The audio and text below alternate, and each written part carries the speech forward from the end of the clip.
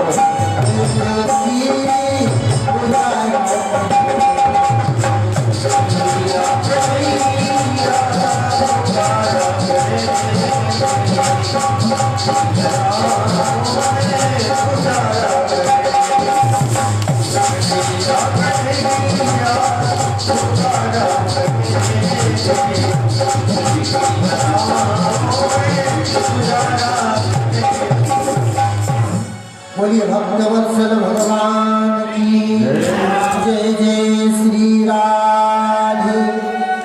आज गोपियों की इस स्थिति को देख करके और उद्धव जी की सारी अकल ठिकाने लग गई, सारा ज्ञान खुल गया और आज प्रेम की डुमडुमी बज गई और उद्धव जी ने दौड़ लगा दी कि उद्धव सुधो है चलो,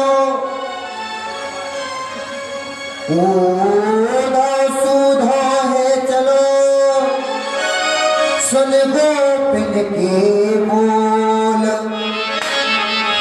ज्ञान बजाई डुमडुमी, प्रेम बजाओ ढोल।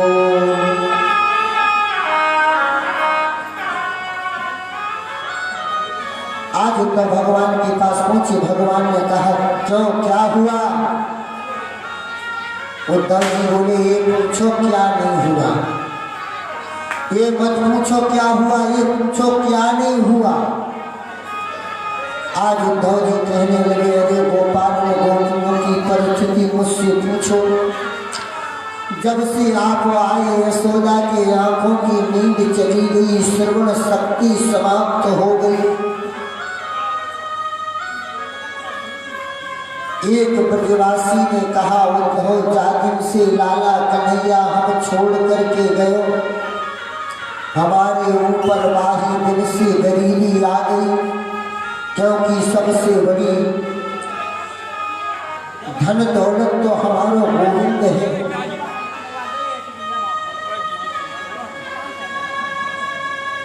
और जैसी उद्धव ने अपने नेत्रों को बंद किया, प्रभु ने कहा खोल करके देखो।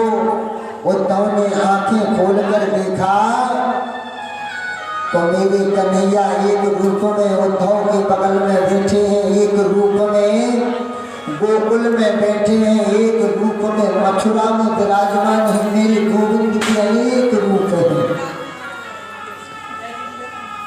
आज उद्धव प्रसन्न हो गए और कहने लगे कि हे कन्हैया आपकी लीला बड़ी अपरंपार है,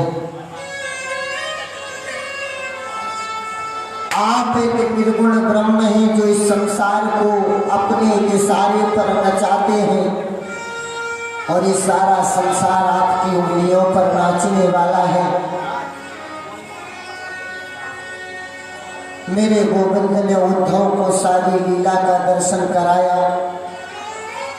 इसके बाद कन्हैया कुब्जा के घर आए। अक्रूर जी के मन में आनंद की अनुभूति जगाई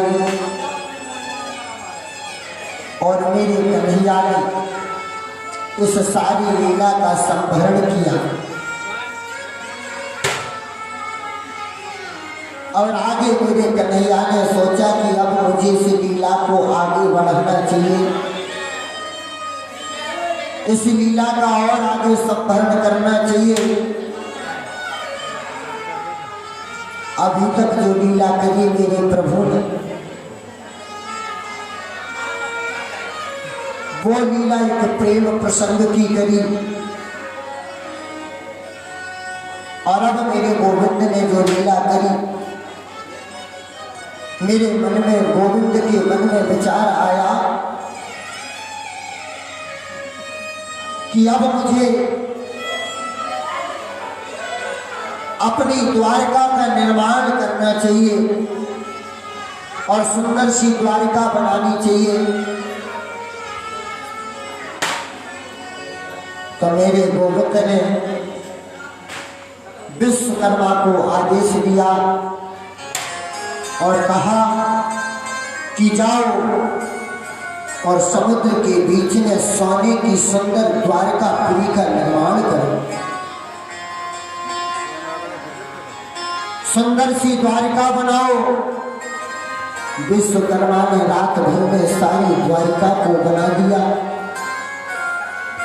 और मेरे कन्हैया ने सोते हुए यदुवंशियों को कृष्ण ने द्वारिका में बुला लिया। सारे यदुवंशी मेरे द्वारिका में आ गए।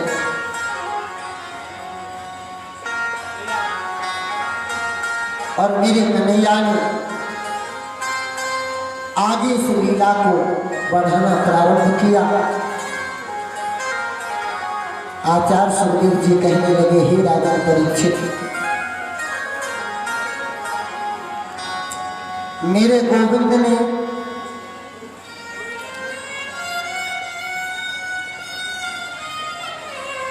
उस द्वारिकापुरी का निर्माण करवाया और उसमें सारे यदुवंशियों को बुलाया। और जब यदुवंशी आगे और जैसे ही सुबह हुआ, सारी यदुवंशी ग्वाल वाले जब द्वारिका में आ गई और जैसी सुबह हुआ और सारे यदुवंशियों ने जब देखा, जैसी चारों तरफ नजर पड़ी ना, तो चारों तरफ केवल कन्हैया ही कन्हैया दिखाई दी। क्योंकि भगवान अंतर्यामी है, भगवान कण कण में वास करने वाले हैं। देखने वाले की दृष्टि सही होनी चाहिए, भगवान उसको वहीं दिखेगा। तो आज सारी सखियां भगवान को वहां देख करके और बड़ी प्रसन्न हुई। स्वामी के सोने की द्वारिका में रहने को मिला। तो आज सारी गोपियां कहने लगी कि हे कन्हैया, तेरी लीला ने मुझे बड़ा दीवाना बना दिया। तूने मुझे ऐसा जोगन बना दिया कि जहां भी आप जाते हैं तो आपका हमसे इतना प्रेम हो गया कि आप हमें ले जाते हैं और जहां हम लोग रहते हैं वहां आप आ जाते हैं। तो आज गोपियां कहने लगे कि हे गोविंद, हम जहां भी देख रहे हैं केवल आप ही नजर आ रहे हैं। तो गोपी बड़ा सुंदर भाव कह रही है भगवान से। क्या कह रही है गोपी? मैं देखूं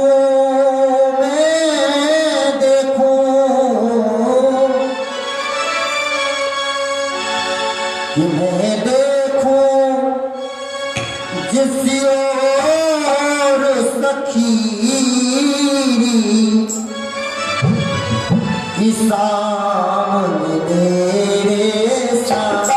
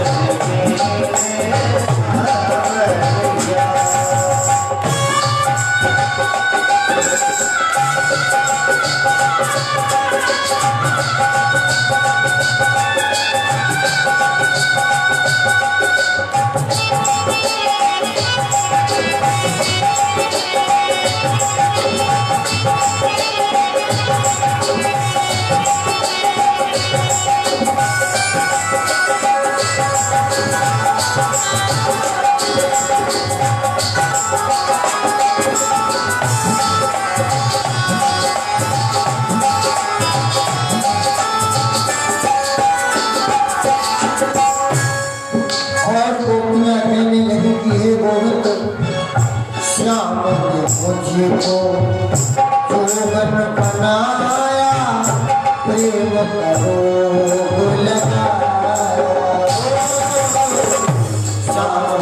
मुझको जोगन बनाया प्रेम करो लगाया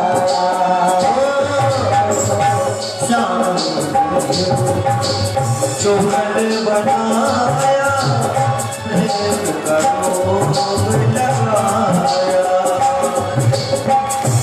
प्रेम रंगों में प्रेम रंगों में प्रेम रंगों में ऐसे खूबी जैसी जल में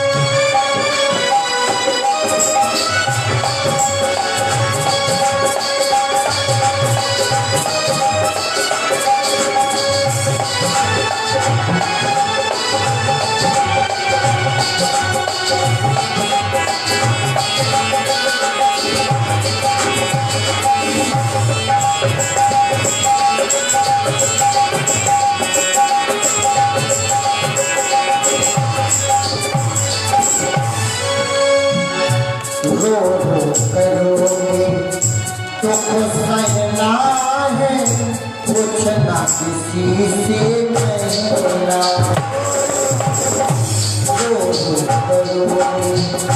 दुख सहना है कुछ ना किसी से कहना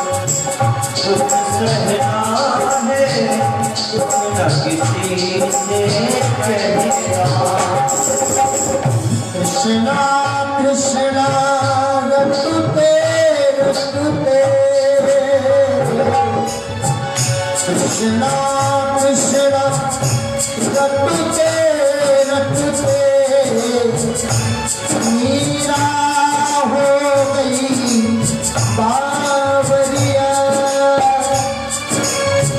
कृष्णा कृष्णा रटते रटते कृष्णा कृष्णा रटते रटते मीरा हो गई बावरिया।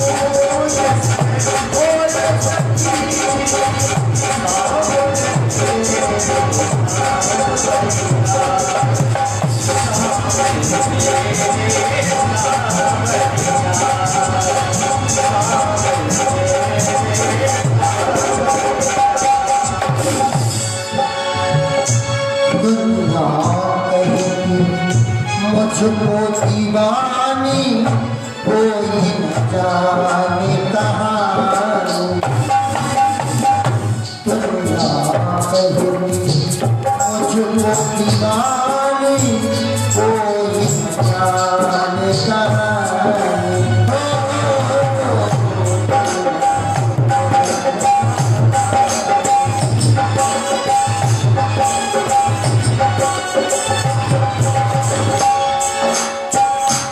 कैसे बताऊं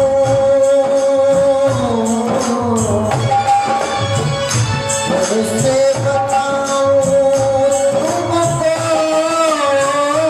तुलसी। कैसे बताऊं तुमको तुलसी। कैसे बताऊं तुमको तुलसी। राम भजन में सावरिया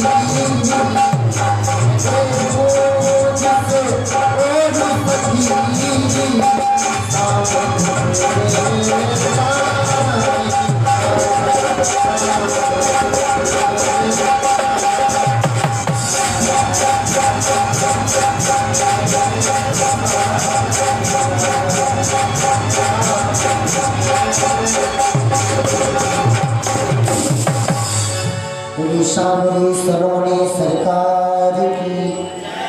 बोली द्वारकाधीश भगवान की।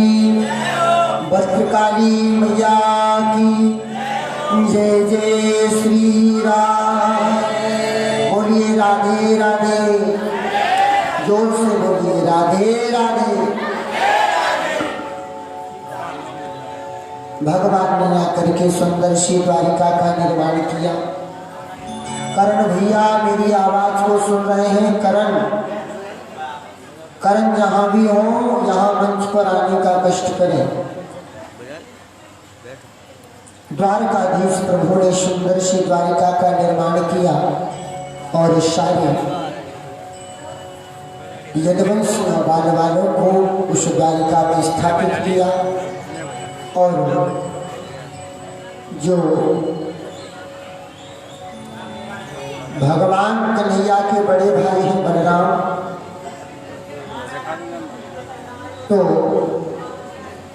रेवत नाम के राजा की पुत्री का नाम है रेवती। और रेवती के साथ में बलराम जी का विवाह हो गया। तो आज कन्हैया ने भी मन में सोचा कि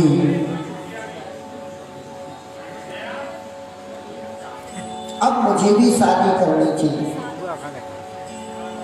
मेरे बड़े भाई की शादी हो गई है, अब मुझे भी शादी करनी चाहिए। तो कन्हैया ने जैसे मन में विचार बनाया,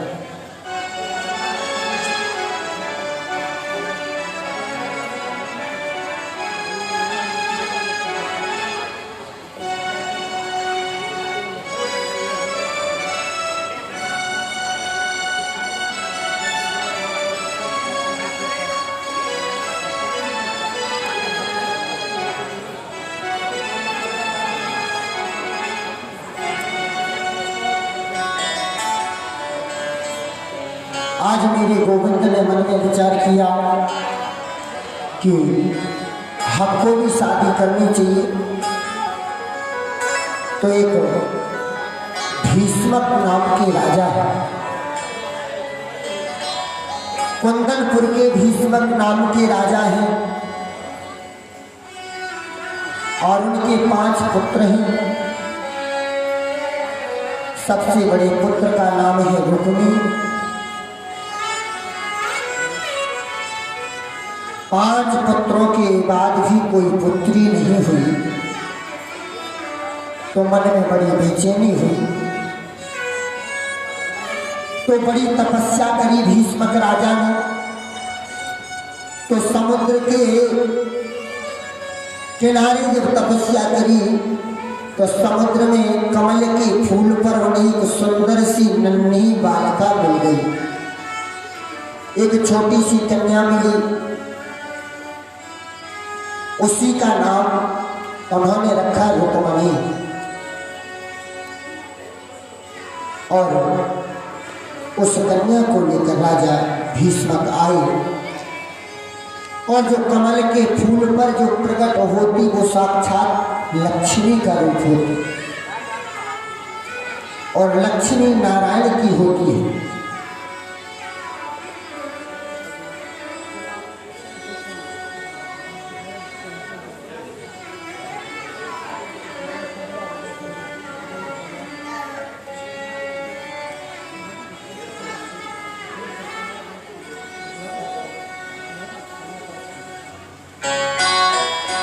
तो वो अपने घर लेकर के आए और घर लेकर के जब वो आए तो भीष्मक ने कन्या को लाकर रानी को सौंप दिया और प्रसन्न होकर के बोले, हमें पुत्री मिल गई, कितने आनंद की बात है।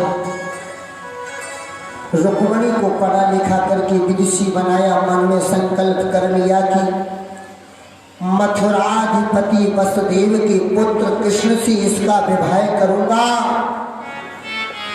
और आजकल कृष्ण द्वारिका में आ गए, लेकिन कभी कभी घरों में क्या होता है कि जब बच्चे बड़े हो जाते हैं तो माता पिता की कम चलती है और बच्चों की ज्यादा चलने लगती है। बच्चों की ज्यादा चलने लगती है।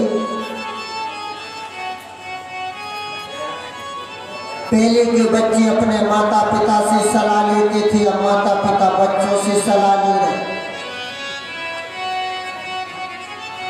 क्योंकि भैया जिसकी सरकार में रहना है राधे राधे कहना है।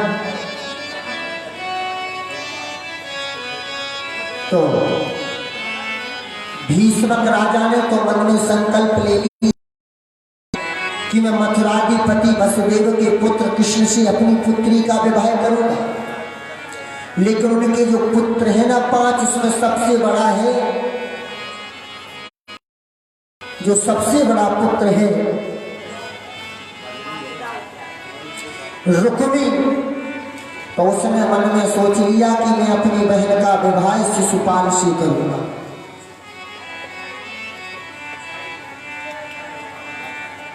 शिशुपाल से विवाह करूंगा।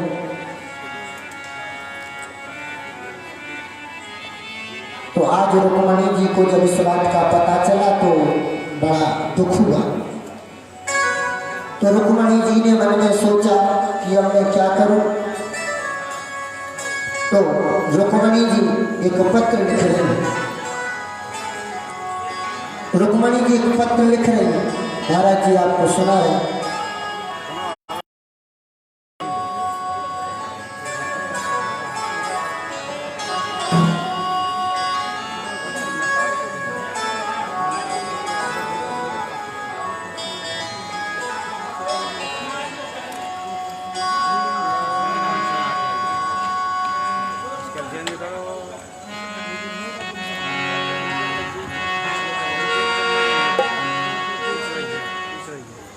हेलो, तुमसे प्रभु मेरा यही कहना, तुमसे प्रभु मेरा यही कहना, मेरे स्वामी मेरे स्वामी मेरे स्वामी साथ में रहना, मेरे स्वामी साथ में रहना।